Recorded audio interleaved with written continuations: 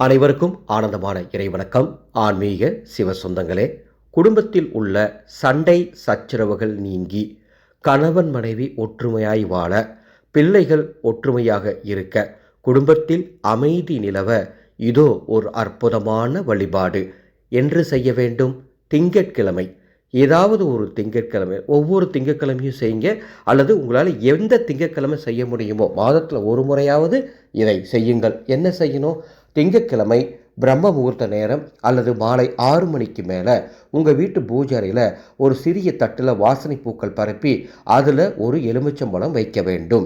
அதற்கு முன்பாக 3 தீபங்கள் கிழக்கு அல்லது வடக்கு திசை நோக்கி ஏற்றி வைத்து ஏதேனும் நெய்வேத்தியங்களை வைத்து ஓம் அர்த்தநாரீஸ்வரரே நமக என்ற இந்த அற்புத மந்திரத்தை 27 முறை சொல்லி தூப தீபம் காட்ட வேண்டும். பூஜை அறையில் சுவாமி படங்களுக்கு காட்டிட்டு அந்த எலுமிச்சம்பழத்தை எடுத்து 2ஆக அறுத்து வீட்டில் இருக்க அத்தனை பேருக்கும் சர்க்கரை கலக்காமல் பழச்சாறு தயார் செய்து கொடுங்கள்.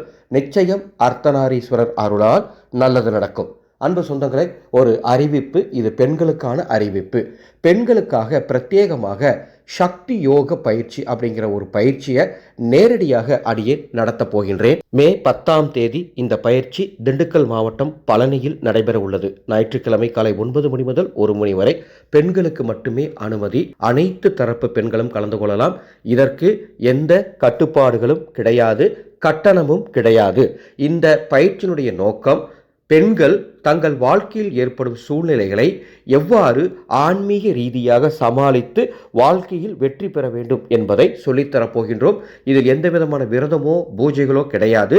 சக்தி யோக பயிற்சி சொல்லித்தரப்படும்.